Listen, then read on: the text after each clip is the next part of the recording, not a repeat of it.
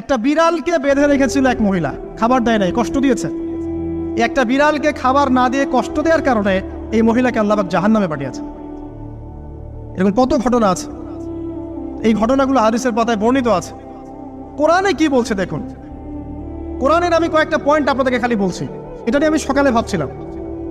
আল্লাহ পাক আদম আলাইহিস সালামকে সৃষ্টি করেছেন আমরা সবাই জানি, কিন্তু আল্লাহ পাক সূরা সদের মধ্যে বলছেন ইবলিসকে, হে ইবলিস, তোমাকে কিসে বারণ করলো আদমকে সিজদা করতে, যে আদমকে আমি নিজের হাত দিয়ে সৃষ্টি করেছি। আল্লাহ রাব্বুল আলামিন যে আমাদেরকে এত যত্ন করে ভালোবেসে সৃষ্টি করেছেন, এটা কি আল্লাহ পাকের দয়ার নিদর্শন নয়?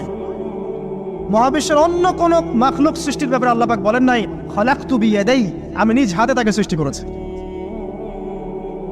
শুধু সৃষ্টি নয়, সৃষ্টি করার পর আল্লাহ পাক তাকে সমস্ত নাম শিক্ষা দিয়েছেন। এই যে জ্ঞান শিক্ষা দেওয়া, জ্ঞান, এটা আল্লাহ পাকের সবচেয়ে বড় নিদর্শনগুলোর মধ্যে অন্যতম।